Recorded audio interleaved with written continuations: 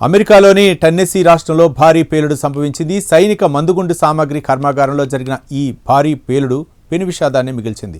ఈ విస్ఫోటనం దాటికి ఫ్యాక్టరీ పూర్తిగా నామరూపం లేకుండా పోయింది. ఇక ఈ ఘోర దుర్ఘటనలో 19 మంది సిబ్బంది గల్లంతయ్యారు. అయితే వాళ్ళంతా కూడా ప్రాణాలు కోల్పోయి ఉంటారని అధికారులు తీవ్ర ఆందోళన వ్యక్తం చేస్తున్నారు. నాష్విల్కు సుమారు 60 మైళ్ల దూరంలోని బాక్సోనోట్ పట్టణ సమీపంలో ఉన్న యాక్యురేట్ ఎనర్జెటిక్ సిస్టమ్ అనే కర్మాగారంలో ఈ ప్రమాదం చోటు చేసుకుంది. పేలుడు తీవ్రత భయంకరంగా ఉంది. దీంతో మైళ్ల దూరంలోని ఇళ్లు సైతం కనిపించకుండా పోయాయి. దట్టమైన పొగతో ఆ ప్రాంతమంతా భయానకంగా మారింది. పేలుడు దాటికి దగ్గరలో ఉన్న కార్లు ఎగిరిపడ్డాయి, మంటలు ఎగిసిపడ్డాయి. కార్లకు సైతం మంటలు వ్యాపించి ప్రమాదం పెద్దదైంది. ఆకాశంలో దట్టమైన పొగ వ్యాపించింది. ప్లాంట్లో పేలుడు టెన్నెసీ అంతా దద్దరిల్లింది అని స్థానికులు చెబుతున్నారు. శబ్దం చాలా దూరం వరకు వినిపించిందని తెలుస్తోంది. దగ్గరలో ఉన్న ఇళ్ళు, వాహనాలు అన్నీ కంపించాయి. భూమి సైతం కంపించడంతో భూకంపం వచ్చిందేమోననే అనుమానంతో జనం పరుగులు తీశారు. అయితే తరువాత ప్లాంట్లో పేలుడు అని తెలియటంతో కాస్త స్థిమితపడ్డారు.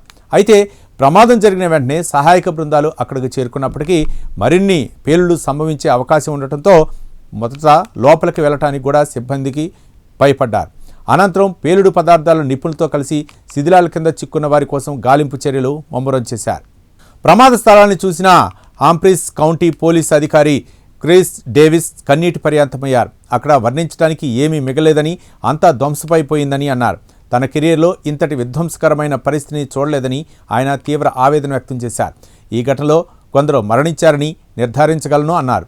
బాధిత కుటుంబాలకు సమాచారం అందించే ప్రక్రియ కొనసాగుతుందని, ఇది తమకు నరకంలా ఉందని ఆయన పేర్కొన్నారు. ప్రమాదంలో చిక్కున్న వారిలో తనకు దగ్గరవారైన 3 కుటుంబాలు ఉన్నారని ఆయన కన్నీటి పర్యంతమయ్యారు.